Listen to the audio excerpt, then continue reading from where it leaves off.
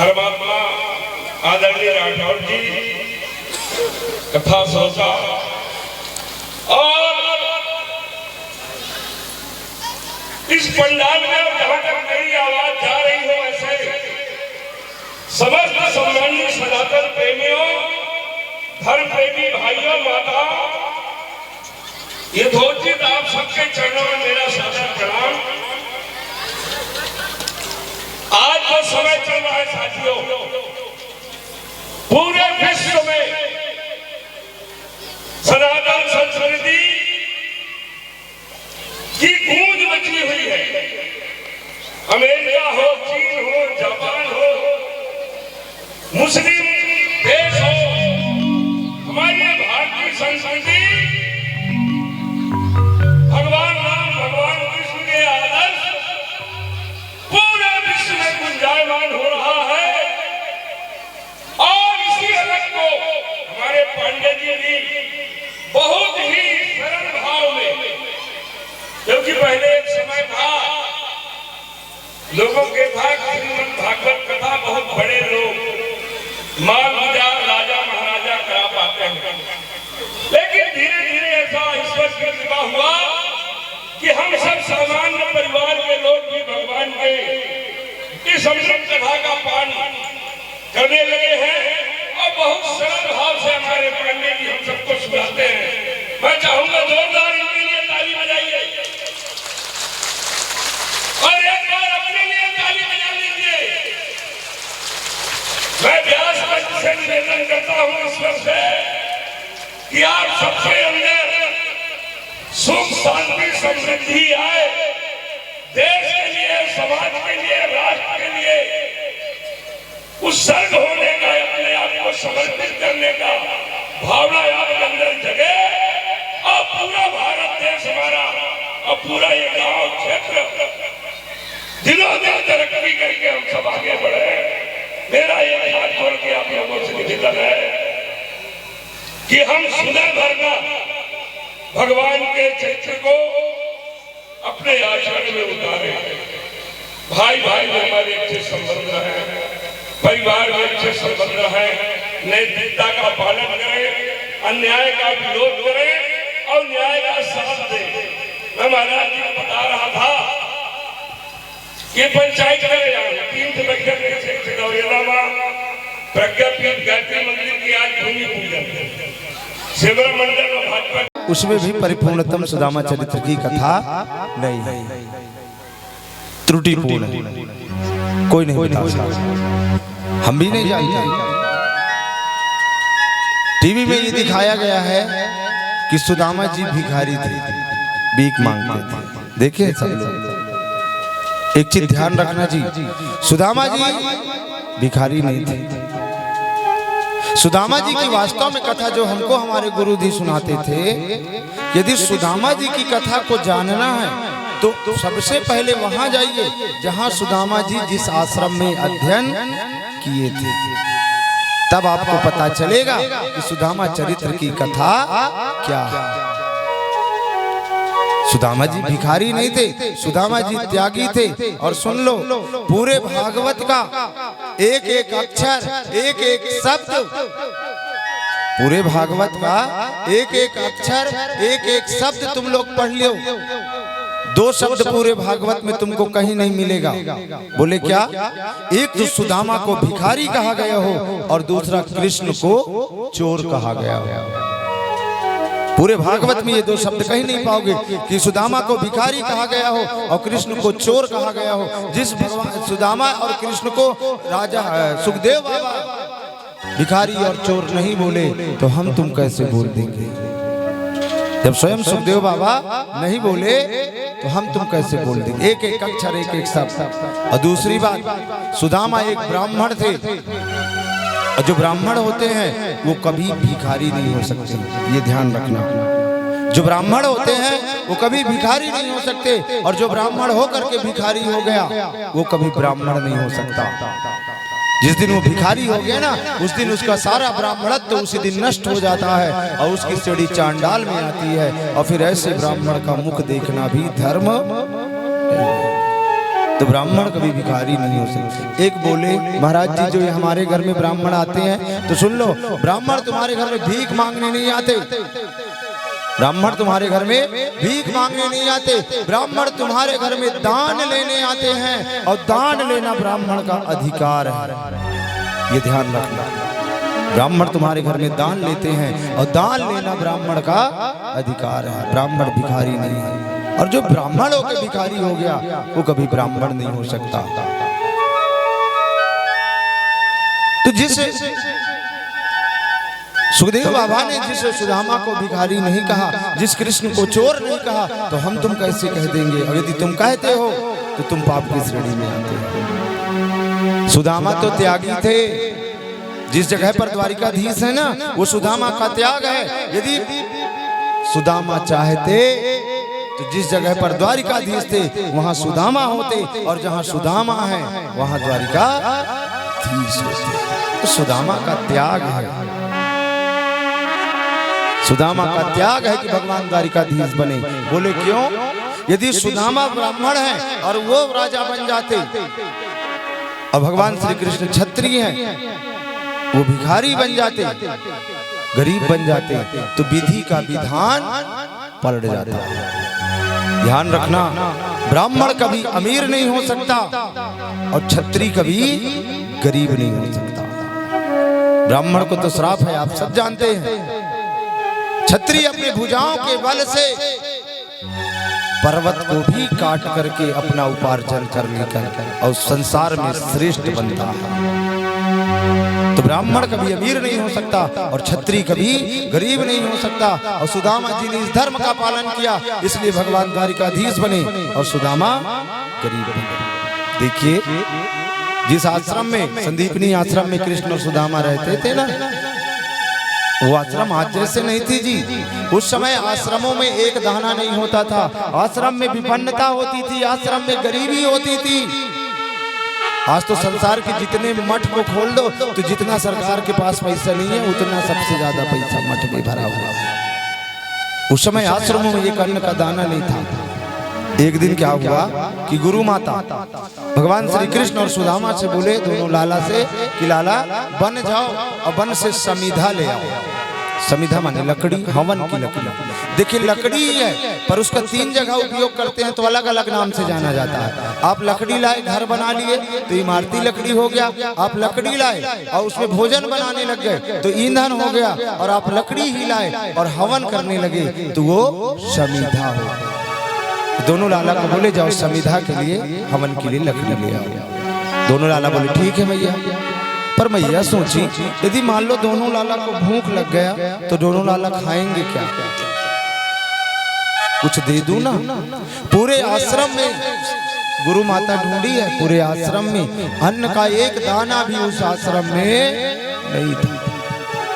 ढूंढते ढूंढते क्या हुआ मालूम है? अचानक एक चना की पोटली थी, उस चना की पोटली पर गुरु माता की नजर पड़ गई। और जैसे गुरु माता की नजर पड़ी, उस चना की पोटली को लेकर आई और लाकर सुदामा जी के हाथ में दी। हे सुदामा जी, इसको लीजिए और जब भूख लगेगा तो दोनों खा लेंगे। बोले ठीक है मैया। पर सुदामा जी बोले मैया अभी हम स्नान नहीं किए हैं, हम दोनों स्नान करने जाते हैं, स्नान करके आएंगे तो चले जाएंगे। भैया बोली ठीक है। उस चना की पोटली को वहीं पर रख दी। कृष्ण और सुदामा तो चले गए स्नान करने। पर उसी समय उस आश्रम में दुर्वासा ऋषि आ गया और गुरु माता से अन्न की याचना करने लगे। गुरु माता के हाथ जोड़कर कहती है, बाबा आश्रम में अन्न का एक दाना नहीं। दुर्वासा जी को दया आई, चले गए दुर्वासा जी। दुर्वासा जी को ये दया आई कि वास्तव में इतने बड़े आश्रम में अन्न का दाना नहीं है, मैं इस आश्रम को अपने तप और बल से अन्न धन से भर दूंगा। और जब भरने लगे तभी उनके मन में विचार आया कि एक बार मैं अपनी दिव्य दृष्टि में देख तो लूं है कि नहीं। और जैसे अपनी दिव्य दृष्टि से देखने लगे, पूरे आश्रम को देखे, पूरे आश्रम में अन्न का दाना तो कहीं नहीं दिखा, पर वो चाल चना की पोटली दिखी। दुर्वासा जी ने कहा, वाह मैया, अन्न रहते हुए भी तुमने मना किया, इसलिए मैं उस चने को ही श्राप देता हूँ कि जो इस चना को खाएगा वो संसार में सबसे ज्यादा विपन्न होगा, वो संसार में सबसे ज्यादा गरीब होगा, वो संसार में सबसे। उस चने को ही दुर्वासा जी श्राप। अब श्राप देकर दुर्वासा जी जाने लगे। कृष्ण जी तो नहीं पहुंचे थे, पर सुदामा जी पहुंच गए। उन्होंने दुर्वासा को प्रणाम किया तो सुदामा जी भी ब्राह्मण, दुर्वासा जी भी ब्राह्मण, ब्राह्मण भाव होने के कारण दुर्वासा जी ने बता दिया, हे सुदामा, आश्रम में जो चना रखा है उसे मत खाना, क्योंकि वो श्रापित है और जो उसे खाएगा वो संसार में सबसे ज्यादा। इस बात को सुदामा जी जानते थे। कृष्ण जब आए हैं ना, और जब दोनों लाला गए हैं, जब दोनों लाला गए हैं सो वर्षा होने लगी, और जब वर्षा होने लगी अलग अलग पेड़ में चढ़ गए। हम लोग कहते हैं ना कि कृष्ण के हिस्से का चना खाए थे। अरे कृष्ण के हिस्से का चना नहीं खाए थे, कृष्ण के हिस्से में आने वाले दुख को, भगवान के आने वाले दुख को सुन। जब पानी बरसे ना तो भगवान कृष्ण कहते हैं कि सुदामा चना दो। जब उस चना की पोटली को सुदामा जी खोले हैं ना, तो उनके दोनों आंख से आंसू धारा बह रही है। बोले ना तो मैं खा सकता और ना मैं पी सकता। बोले क्यों?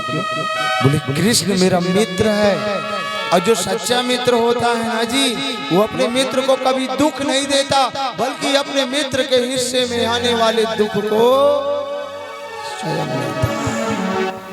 तो मैं तो जानता हूँ, मैं तो जानता हूँ ये चना श्रापित है, फिर मैं कैसे अपने मित्र को दे दूँ? मैं कैसे अपने मित्र को? पहले भी बताया कि कृष्ण क्षत्रिय थे और सुदामा ब्राह्मण थे। यदि मैं इस चना को कृष्ण को दे दूं तो कृष्ण जो है गरीब हो जाएंगे और मैं अमीर हो जाऊंगा, तो विधि का जो विधान है वो पलट जाएगा और मित्र का दोष भी मेरे ऊपर लग जाएगा। मित्र धर्म निभाए सुदामा। सुदामा जी चना नहीं खाए। जितने चना को सुदामा जी खाते थे उनके आंख में आंसू आता था। सुदामा जी चना नहीं खा रहे। सुदामा जी तो अपने भाग्य में दुख लिख रहे हैं, दुख लिख रहे हैं, दुख। कृष्ण के हिस्से में आने वाले दुख को सुदामा जी अपने हिस्से में। जब दोनों लाला आए हैं, भगवान चले गए द्वारिका, सुदामा जी आ गए अपना। कि कृष्णा सीत सखा ब्राह्मणो ब्रह्मवीतम विरक्तम इंद्रियार्थेषु प्रसन्नात्मा जितेंद्रिया। जब सुदामा जी आए हैं ना, सुदामा जी की दशा, सुदामा जी के पास एक धोती भी नहीं है। एक धोती भी सुदामा जी पहनते हैं ना, वो धोती भी मैली कुचैली और 20 जगह से फटी है, 20 जगह से। घर में छप्पर रही है, गांव का पूरा पानी सुदामा जी के घर में बहकर आता है। ठंड में सुदामा जी ठिठुरते हैं, जय श्री कृष्णा, जय श्री कृष्णा, जय श्री कृष्ण। दिखने में दरिद्र दिखते हैं, ऐसा लगता है कितने दरिद्र। सुन लो जी, सुदामा जी गरीब थे, सुदामा जी दरिद्र नहीं थे। गरीब होना अलग बात है और दरिद्र होना, दरिद्र किसको कहते हैं? दरिद्र असंतुष्ट भावा। जिसके पास संतोष नहीं है ना, वो संसार में दरिद्र है। एक राजा दरिद्र हो सकते हैं, पर सुदामा जी कभी दरिद्र नहीं है। बोले एक राजा चले जा रहे थे, एक गुरु महाराज, एक चेला जा रहे थे संत। रास्ते में उनको 2 आना पड़ा हुआ मिला, उसको उठाकर अपने कमंडल में रख लिए। चेला बोले बाबा इसको क्या करोगे? तो बोले कोई दरिद्र मिलेगा उसे दे देंगे। उसी समय क्या हुआ कि पूर्व देश का जो राजा है वो पश्चिम देश के राजा के ऊपर चढ़ाई करने जा रहा था। सैनिकों ने कहा बाबा भगो भगो। बोले क्यों? बोले पूर्व देश का राजा पश्चिम देश के राजा के ऊपर चढ़ाई करेगा और उसके धन को छीन कर बड़ा होगा। तुरंत महात्मा बोले संसार में इस राजा से बड़ा दरिद्र और संत नहीं हटे।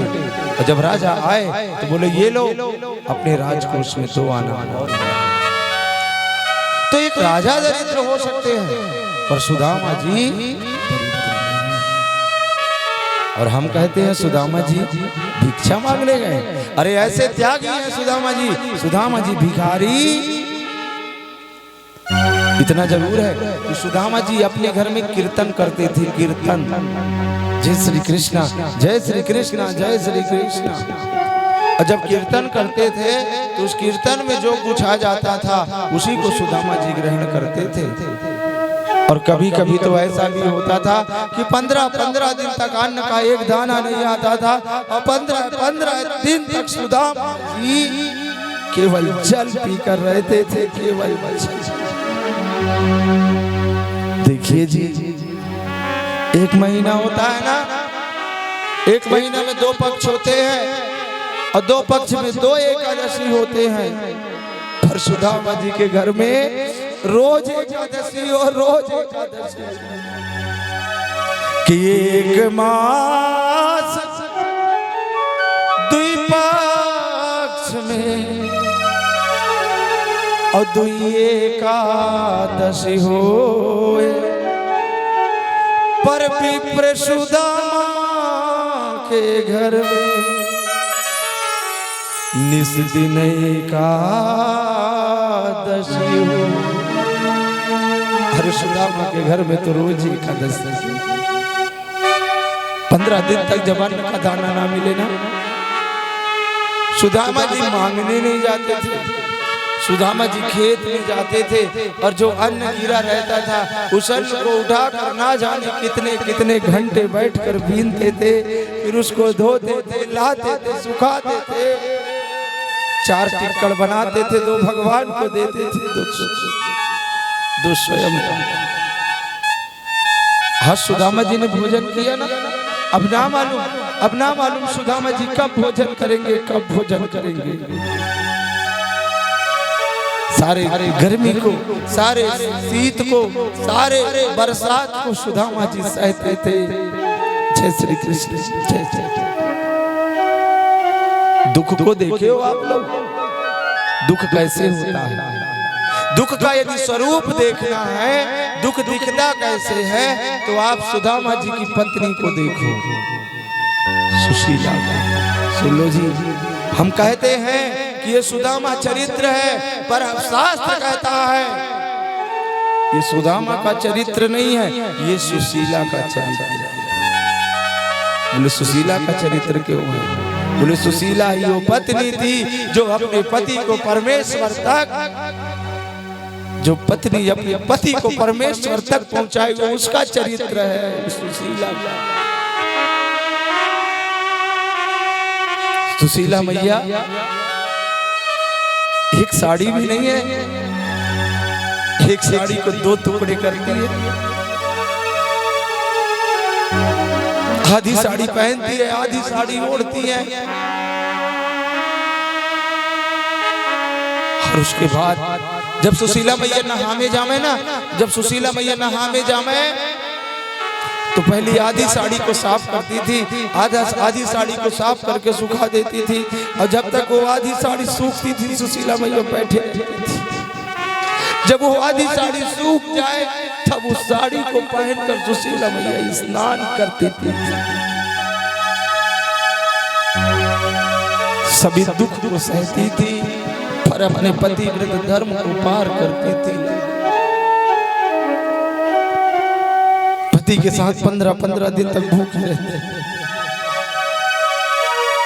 एक दिन सुशीला मैया कहीं गई, और जब कहीं गई ना तो सुनी, क्या सुनी कि जो द्वारिकाधीश भगवान श्री कृष्ण है ना, वो तुम्हारे पति के मित्र हैं। दौड़ी दौड़ी आई, दौड़ी आकर बोली स्वामी स्वामी स्वामी।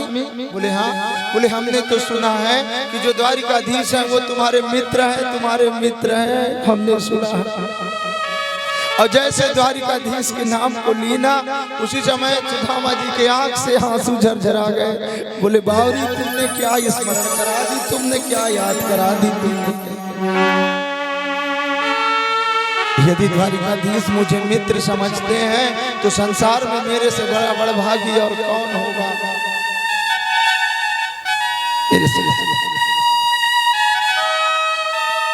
सुशीला क्या कहती है, स्वामी एक बार जाओ ना द्वारिका, भगवान हमारी गरीबी को देखेंगे तो कुछ धन दे देंगे, हमारी गरीबी को देखेंगे तो कुछ धन दे देंगे। सुदामा जी कहते सुशीला क्या आज नहीं देख रहा है कन्हैया, वो आज भी देख रहा है, वो आज भी देख रहा है।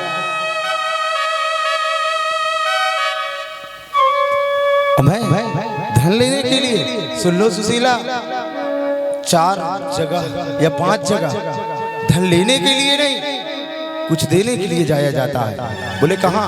बोले राजा के घर, बहन के घर, पुत्री के घर, गुरु के घर और मित्र के घर। कभी कुछ लेने नहीं बल्कि देने जा। और कृष्ण तो मित्र भी हैं और राजा भी हैं, तुम मांगने की बात करती हो, नहीं जाओ। तो बोले क्या कभी मिलने की इच्छा नहीं होती? बोले मैं तो रोज मिलता हूँ। बोले कैसे? बोले जब भी मेरे को मिलने की इच्छा होती मैं अपनी दोनों आंखें बंद करता हूँ, कन्हैया मुझे दर्शन दे दे, सो कन्हैया मुझे दर्शन दे देते।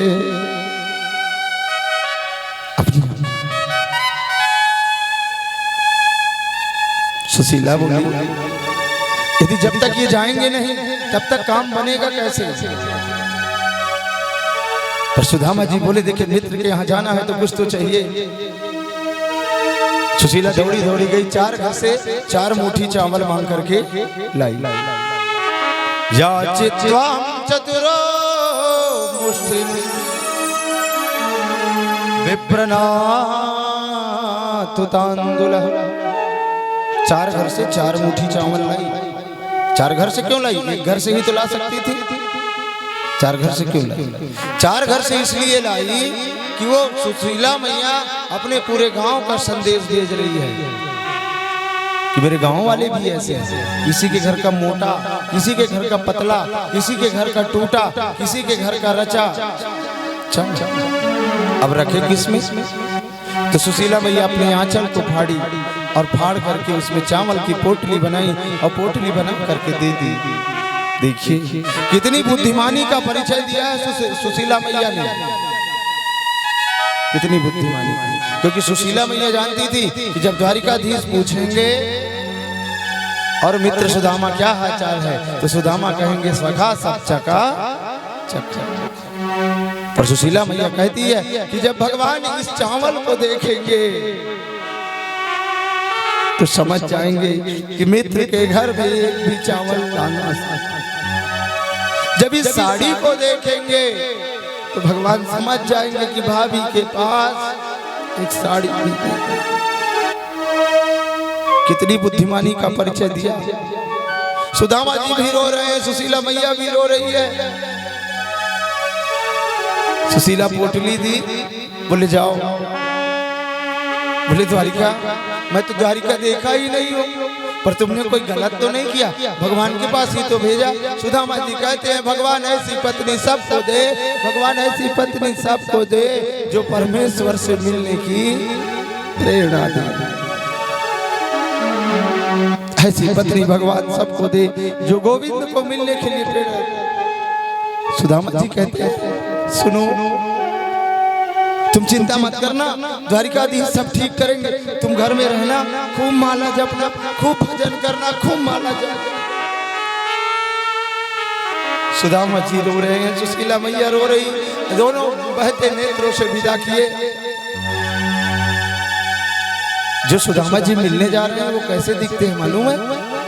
सुदामा जी, अरे सुदामा जी एक धोती भी पहने हैं, वो 20 जगह से फटी हुई है, सिर पर ढकने के लिए वस्त्र भी नहीं है, फूटा सा लोटा, टूटी सी छड़ी, उधड़ी सी रस्सी, पैरों में बीमारियां तो इतनी फटी है कि एक बार पैर रखे तो समझ लो 1000 बिच्छू काट रहे हैं। और बोले मोटे कितने हैं? बोले एक पहली कक्षा का पढ़ने वाला बच्चा एक एक हड्डी गिन गिन करके बता देगा कि सुदामा जी इतने मोटे हैं। पर भगवान का विश्वास लेकर के सुदामा जी जा रहे हैं। जा। चले श्याम सुंदर से मिलने सुदामा, गाते चले मन में। ये सामने जो 4 लड़के बैठे हैं थोड़े ज्यादा ही डिस्टर्ब कर रहे हैं। शांत बैठे लल्ला। आप लोगों के लिए ही प्रेरणा है। बाबा लोग सब जानते हैं, उनका उम्र हो गया ये कथा सुनते सुनते। ये कथा का उद्देश्य बूढ़े लोगों को जोड़ना नहीं है, ये कथा का उद्देश्य नवयुवकों को जोड़ना है। वो तो जितना हम सुना रहे हैं उतना हमको सुना दे, ऐसे ऐसे बाबा बैठे हैं। ध्यान दीजिए लल्ला। गाते चले मन में, गाते चले मन में, हरे कृष्ण रामा, चले श्याम सुंदर से मिलने सुदामा, चले श्याम सुंदर से मिलने सुदामा।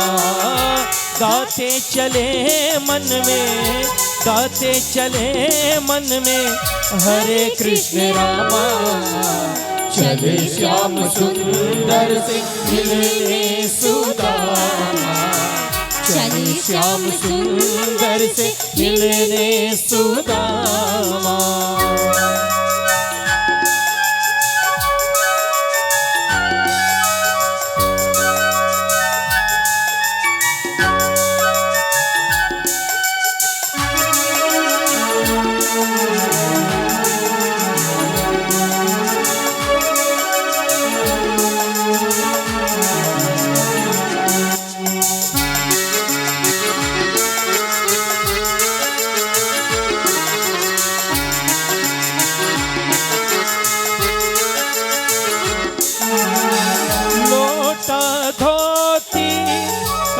लटकाए चावल की पोटली को बगल में दबाए, गाते चले मन में, गाते चले मन में, हरे कृष्ण रामा, चले श्याम सुंदर से मिलने, चले श्याम सुंदर से मिलने सुदामा।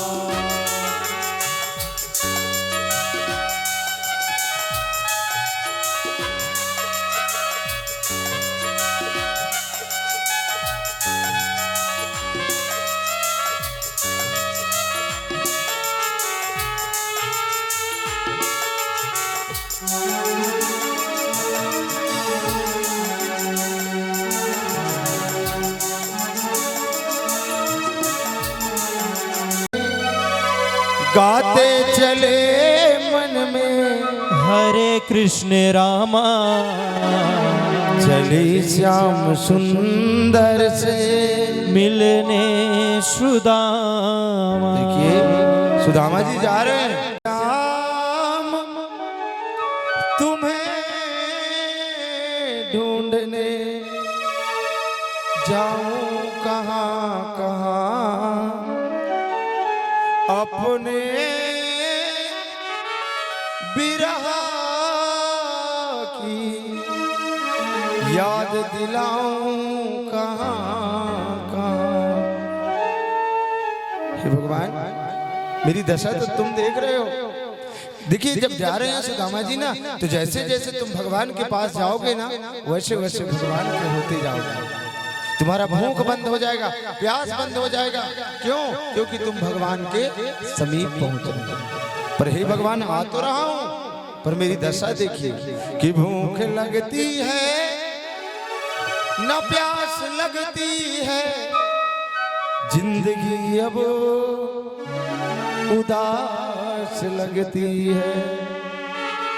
कैसे आऊं मैं द्वारिका तेरी, आशा भी अब निराश लगती है। कैसे आऊं प्रभु, अब आशा भी निराश हो गई। सुदामा जी जा रहे हैं और जैसे सुदामा जी जा रहे थे ना, रास्ते में एक बड़ा भारी संकट फिर पड़ गया। बोले क्या? बोले विशाल काहे नदी पड़ गई। बोले हे कन्हैया, मेरी कितनी परीक्षा लेगा? बोले मैं ये नदी को अब पार नहीं कर सकता, ये नदी को। सुदामा जी भगवान से डायरेक्ट कहते हैं, फिर हे कन्हैया, यदि तुमको लगता है कि मैं तुमसे धन दौलत संपत्ति मांगने आ रहा हूं तो मुझे कुछ नहीं चाहिए कन्हैया, मैं केवल तुम्हारे दर्शन के लिए, मुझे दर्शन दे दो।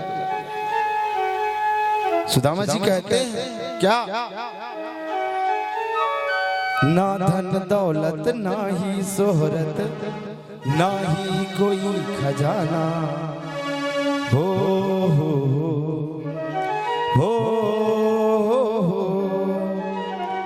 दिल ये चाहे लगा रहे बस दर पे आना जाना, तारे जुड़े जो दर से तेरे कभी छूटे ना।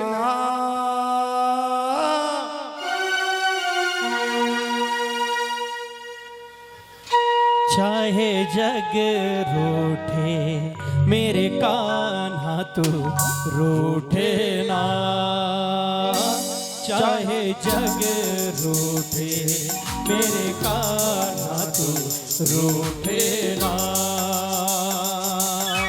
प्रेम का धागा तुमसे बांधा कभी टूटे ना, चाहे जग रूठे मेरे कान्हा तू रूठे ना, चाहे जग रूठे मेरे कान्हा तू रूठे ना।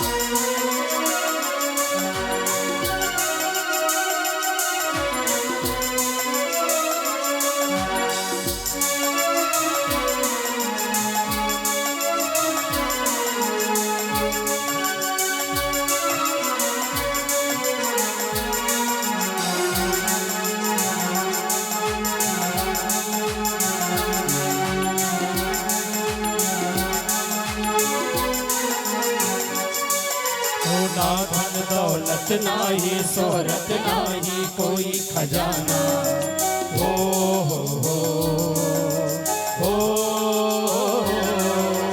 ना धन दौलत ना ही शोहरत ना ही कोई खजाना, दिल ये चाहे लगा रहे बस दर पर आना जाना, तारे जुड़े जो दर से तेरे कभी छूटे ना, चाहे जग रूठे मेरे कान्हा तू रूठे ना, चाहे जग रूठे मेरे कान्हा तू रूठे ना।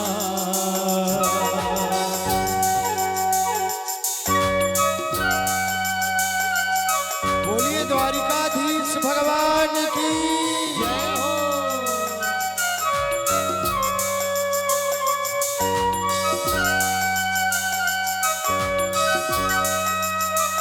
दोनों हाथ की ताली बड़े भाव से।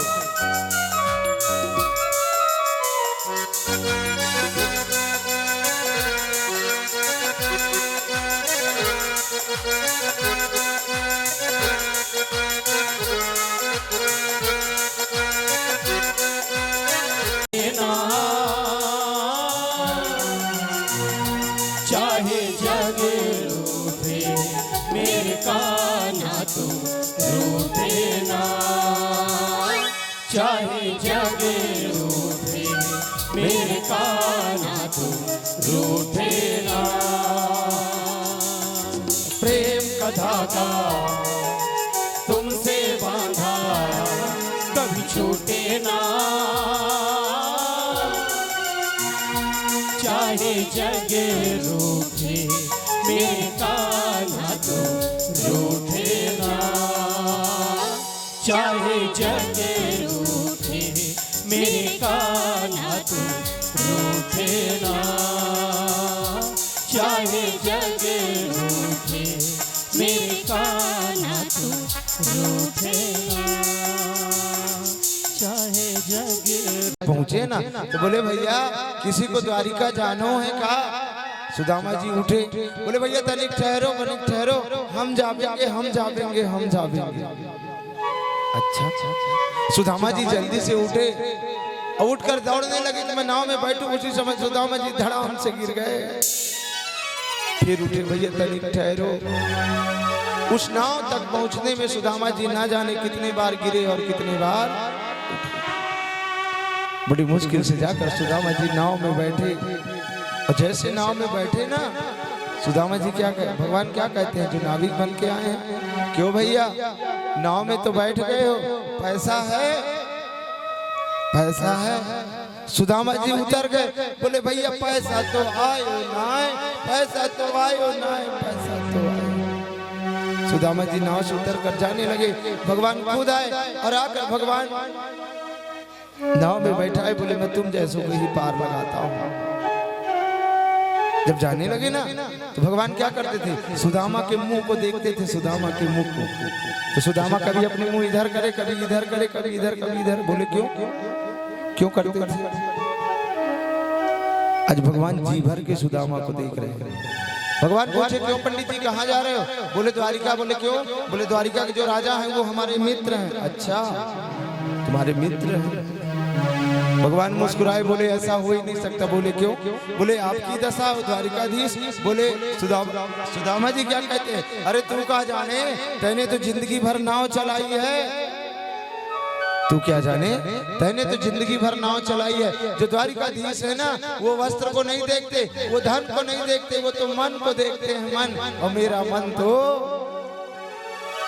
भगवान की आंख से आंसू बहने लगा। बोले सारा संसार बदल गया पर मेरा सुदामा। भगवान नाव से पार कराए। अब भगवत द्वारिका में सुदामा जी का आगमन हुआ। और जैसे द्वारिका पहुंचे तो वहां जो आता था जय श्री कृष्णा, जो जाता था जय श्री कृष्णा। जैसे वृंदावन में जाओ ना तो मोटरसाइकिल वाले हार नहीं मारते, राधे राधे कहते हैं। अयोध्या में जाओ ना तो राम राम कहते हैं। वैसे द्वारिका में जाओ तो जो आते हैं सब जय श्री कृष्णा, जय श्री कृष्णा। सुदामा जी पूछे भैया कौन सी नगरी है? बोले ये द्वारिका नगरी है। सुदामा जी घूमते घूमते कहाँ पहुंच गए? द्वारिकाधीश के दरबार में। देखिए टीवी में ये दिखाया है कि द्वारपालों ने सुदामा को धक्का दिया है। गलत बात। भगवान के द्वारपाल तो जय और विजय थे। जैसे सुदामा जी गए हैं ना, जय और विजय सुदामा जी के चरणों में गिर गए हैं। सुदामा जी बोले भैया हमें द्वारिकाधीश से मिला दीजिए। बोले आपको रोक कौन कर सकता है, क्योंकि हमारे द्वारिकाधीश के यहाँ देव ब्राह्मण गौ इनकी कोई मनाही नहीं है। पर अभी महल से खबर आई है, अभी महल से खबर आई है कि भगवान विश्राम कर रहे हैं, पर हम आपके आने की सूचना को पहुंचा रहे हैं। देखिए जय महाराज अंदर गए हैं सूचना देने और विजय महाराज सेवा कर रहे हैं। आज महल में सभा में भगवान बैठे हैं आसन पर, बगल में जाम्बवती, रुक्मणी, सत्यभामा सब रानियां बैठी हैं, उद्धव जी बैठे हैं। आज जय महाराज गए हैं और भगवान को सबक सुनाते हैं। क्या प्रभु? बोले हाँ। बोले एक निहायत गरीब ब्राह्मण द्वार पर आया, किसी से पगा न झगा तन पे, प्रभु जान को आई बसे के ही ग्रामा। प्रभु एक निहायत गरीब ब्राह्मण आया है जिसके तन पर ढकने के लिए एक वस्त्र भी नहीं है, सिर पर रखने के लिए एक कपड़ा भी नहीं है, और धोती फटी सिलटी दुपटी और पाए उपासन को नहीं सामा। प्रभु एक धोती पहने हैं वो 20 जगह से फटी है और पैरों में बेवाइयां तो इतनी फटी है जिसका कोई वर्णन नहीं किया जा सकता। और द्वार खड़ो दिज दुर्बल एक रहो जग शोभ सुधा अभिरामा। प्रभु चकित होकर कभी इधर देख रहा है कभी इधर देख रहा है। तब भगवान बोले जय जी आपने सब बताया पर आपने कभी ये बताया कि उसका नाम क्या है? उसने अपना नाम नहीं बताया। बोले बताया है ना प्रभु। बोले क्या कि पूछत दीन दयाल के धाम को बतावत है अपनो नाम सुदामा। जैसे भगवान सुने कि सुदामा भगवान जैसे सुने कि सुदामा आए हैं सो भगवान रथ सिंहासन से कूद पड़े। सुदामा सुदामा सुदामा सुदामा मेरा मित्र सुदामा मेरा मित्र सुदामा सुदामा। भगवान का पीतांबर कहीं और भगवान का मुकुट कहीं और भगवान का खड़ा हूं कहीं और भगवान दौड़ रहे हैं दौड़ रहे हैं दौड़ रहे हैं दौड़ रहे हैं। 9 दौड़े पार किए भगवान खाली पैर। कभी इधर दीवार से टकराते हैं कभी इधर दीवार से टकरा रहे हैं। सुदामा सुदामा मेरा मित्र सुदामा सुदामा। भगवान रो रहे हैं भगवान रोते गिरते पड़ते द्वार पर आए और जैसे द्वार पर आए सुदामा जी सामने खड़े हैं। भगवान सामने भगवान जिस दिन वृंदावन को छोड़कर भगवान आए थे ना तो भगवान के वियोग में राधा रोई थी। आज वो राधा का रोना कर्जता राधा का रोना आज रोई रोई कान्हा के लिए कन्हैया उतना रोया रोया है सुदामा के लिए कन्हैया उतना रोया रोया है।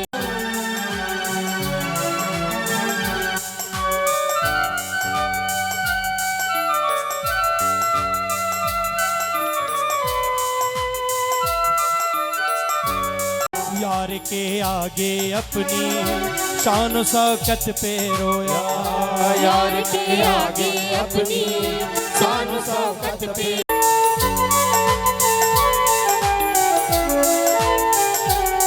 खुशी के मारे रोया आंसू थे भरपाई बस जीने के लिए आंसू थे भरपाई तो जीने के लिए कन्हैया उतना रोया रोया है सुदामा के लिए कन्हैया उतना रोया रोया है सुदामा के लिए। जितना राधा रोई रोई कान्हा के लिए जितना राधा कन्हैया उतना रोया रोया है सुदामा के लिए कन्हैया उतना रोया रोया है सुदामा के लिए कन्हैया उतना रोया रोया है सुदामा के लिए कन्हैया उतना रोया रोया है सुदामा के लिए कन्हैया उतना रोया रोया है सुदामा के लिए। उसके आने से रोया उसके जाने से रोया हो के गदगद चावल के दाने दाने पे रोया बनवारी वो रोया बस याराना के लिए बनवारी वो रोया बस याराना के लिए कन्हैया उतना रोया रोया है सुदामा के लिए। देखिए यही भगवान का दरबार है। अभी थोड़ी देर बाद सुदामा जी की झांकी आएगी। देखिए सुदामा जी को भगवान लेकर गए हैं और किस सिंहासन पर बैठाए हैं? अपने सिंहासन पर जो सारे देवों से भी प्रमुख सबसे विश्व का जो सबसे बड़े भगवान का सिंहासन है आज उस सिंहासन को प्राप्त किए हैं। बोले ये क्यों मिला? बोले सुदामा जी के त्याग का फल है। आज भगवान पानी से नहीं अपने आंख के आंसू से चरण के सुदामा जी के चरण धो रहे। कि देख सुदामा की दीन दशा,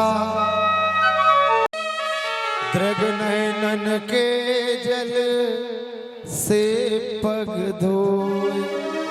भगवान आंसू से पैर धोए। उसके बाद भगवान बचपन की बात करते हैं। बोले भाभी ने कुछ दिया है। भगवान एक मुट्ठी चावल उठाए और मुंह में डाले। बोले अनेक मैं स्वर्ग का सारा सुख सुदामा जी को प्रदान करता हूँ। दूसरी मुट्ठी की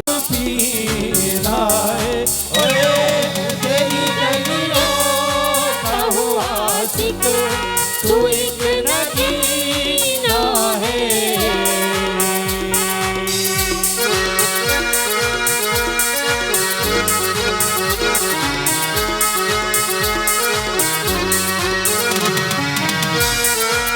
बोलिए सुदामा जी महाराज की जय हो।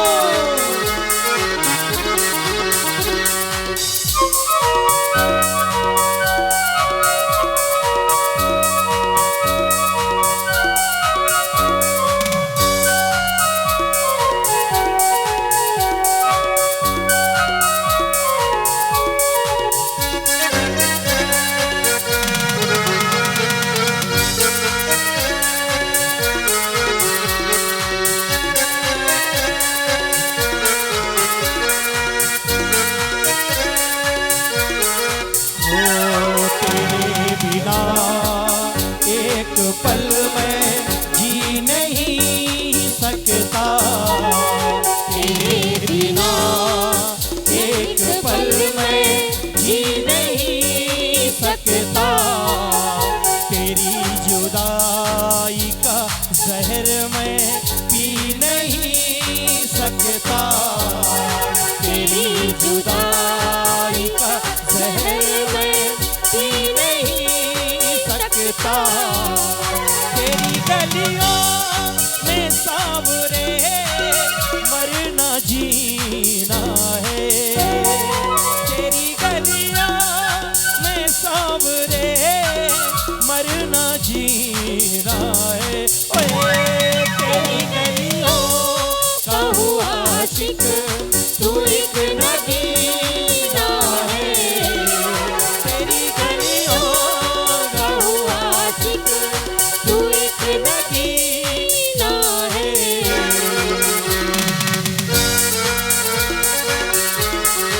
बोलिए सुदामा जी महाराज की जय हो।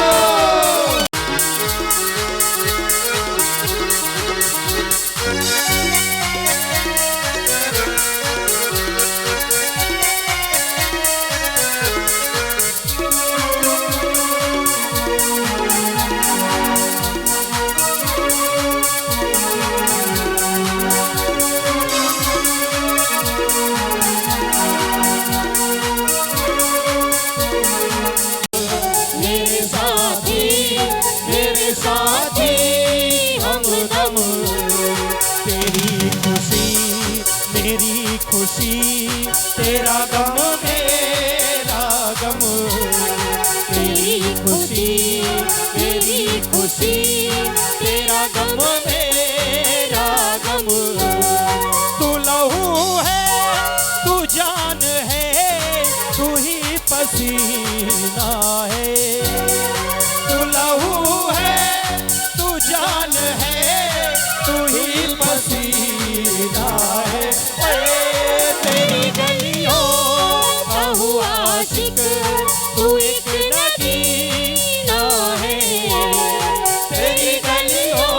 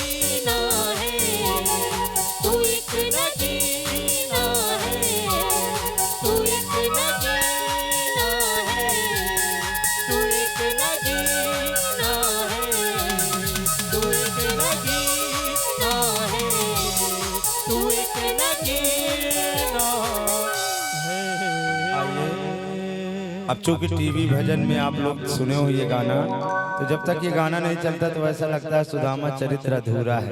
आइए बड़े भाव से उस भजन की ओर चलते हैं।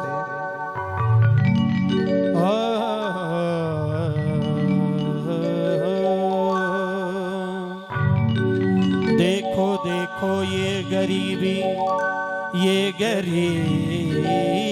का हाल, कृष्ण के दर पे विश्वास लेके आया हूँ। मेरे बचपन का यार है मेरा श्याम, यही सोच कर मैं आस लेके आया हूँ।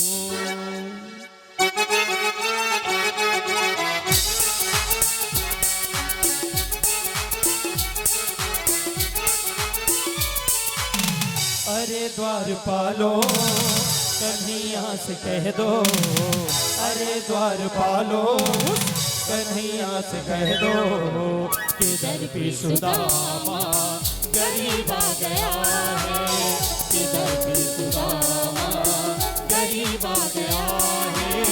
भटकते भटकते न जाने कहाँ से, भटकते भटकते न जाने कहाँ से तुम्हारे महल के करीब आ गया है, तुम्हारे महल के करीब आ गया है।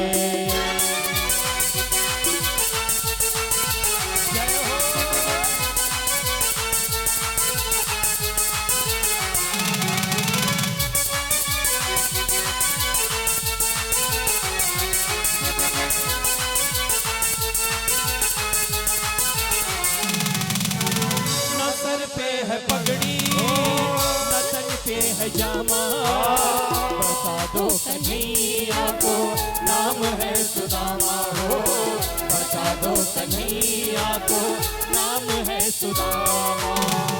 न सर पे है पगड़ी न तन पे है जामा, बता दो कन्हैया को नाम है सुदामा हो। न सर पे है पगड़ी न तन पे है जामा, बता दो कन्हैया को नाम है सुदामा है, बता दो कन्हैया को नाम है सुदामा। एक बार मोहन से जाकर के कह दो, एक बार मोहन से जाकर के कह दो कि मिलने सखावत नसीब आ गया है, कि मिलने सखावत नसीब आ गया है। अरे द्वारपालो कन्हैया से कह दो, अरे द्वारपालो कन्हैया से कह दो कि दर पे सुदामा गरीब आ गया है, कि दर पे सुदामा गरीब आ गया है। बोलिए सुदामा जी महाराज की, सुदामा जी महाराज।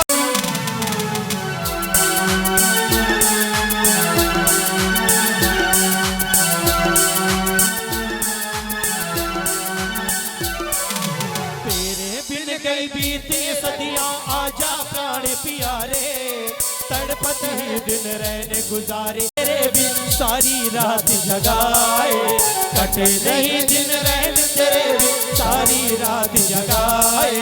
नींद न आए रे चैन न आए रे, जीवन सारा बीता जाए श्याम न आए रे, नींद न आए रे चैन न आए रे, जीवन सारा बीता जाए श्याम न आए रे।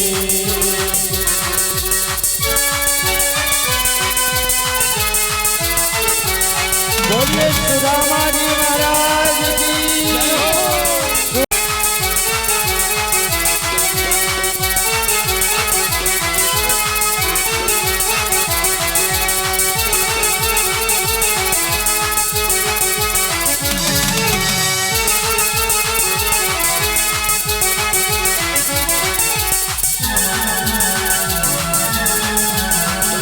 लगाया गले से सुदामा को मोहन सुनते ही दौड़े चले आए मोहन लगाया गले से सुदामा को मोहन है लगाया गले से सुदामा को मोहन हुआ रुक्मणी को बड़ा ही अचंभा हुआ रुक्मणी को बड़ा ही अचंभा ये मेहमान कैसा अजीब आ गया है ये महिला से कह दो कि दर्दी सुदामा गरीब आ गया है कि दर्दी सुदामा गरीब आ गया है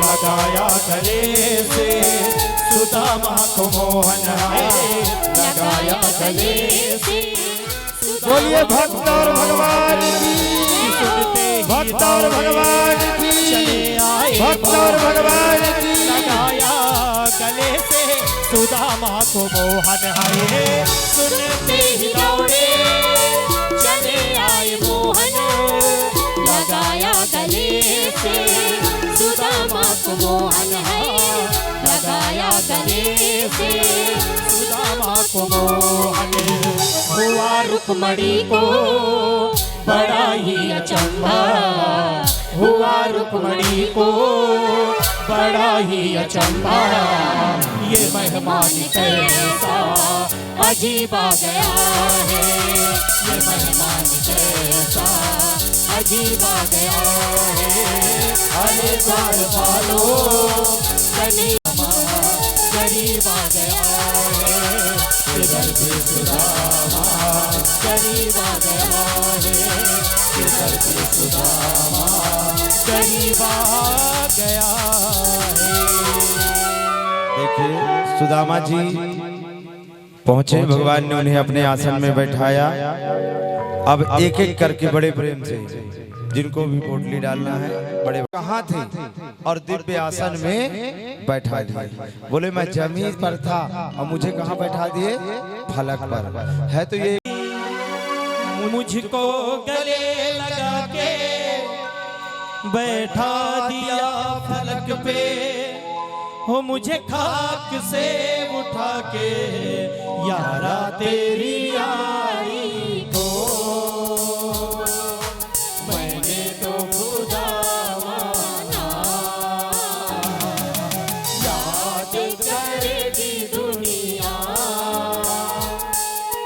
तेरा मेरा अफसाना तेरे जैसा यार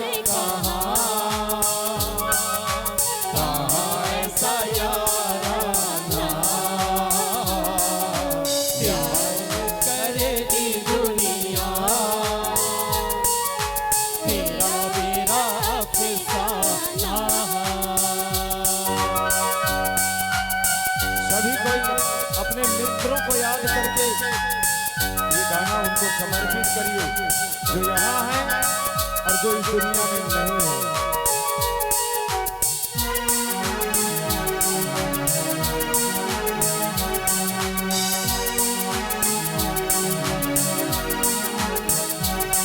मेरी जिंदगी सवारी मुझको गले लगा के बैठा दिया फलक पे मुझे खाक से उठा के